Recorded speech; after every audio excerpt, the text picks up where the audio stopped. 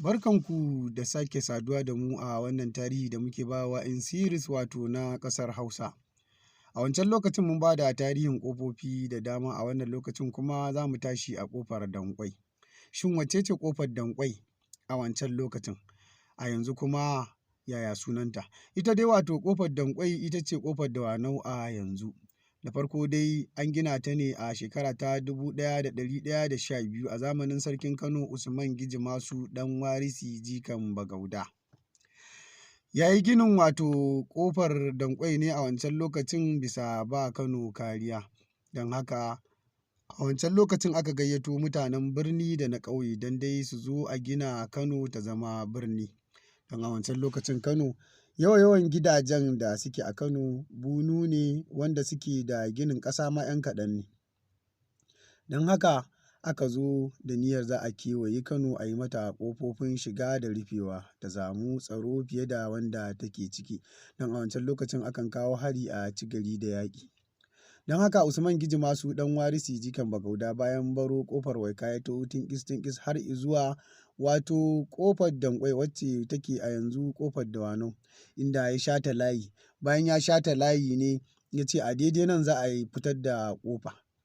Su kuma ma'aikata daga faɗin haka suka kama saran ƙasa suna fitowa da ita. Ramin dai da ake mai tsaho ne wanda in ka faɗa sai an samu abu an saka sannan ka iya fitowa. Don kowa ya ga zurfin ramin a yanzu ya san to a wancan lokacin na farko yaya zurfinsa yake.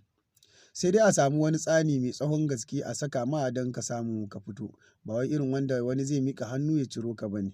Don haka ake yi kar ma doki ya ce zai tsallake, kuma ana yin shi da faɗi ne. Sabida haka aka rinƙa gina wannan ƙofa har aka yi mata rufi ta yi kicif kuma ga katanga da tsaho. Don haka aka samu aka gaya wa Usman Gijimasu ɗan Warisi jikan Bagauda, inda ya taso daga gidan sarauta ya zo ya gani ya ce aiki ya yi. Bayan ya yi ne inda ya naɗa mata sarkin ƙofa, ya sa wa wannan ƙofa wato sunanta Danƙwai. Daga bisani kuma bayan ɗaukan shekara wajen 400 aka mai da ita wato ƙofar Dawanau. A bisa wani sarki da ya yi gidan gonansa a Dawanau yake wucewa ya ce daga yau an mai da wannan hanya wato ƙofa izuwa ƙofar Dawanau. Tun daga wancan lokacin dai ta ci suna guda biyu, Danƙwai da kuma Dawanau ne.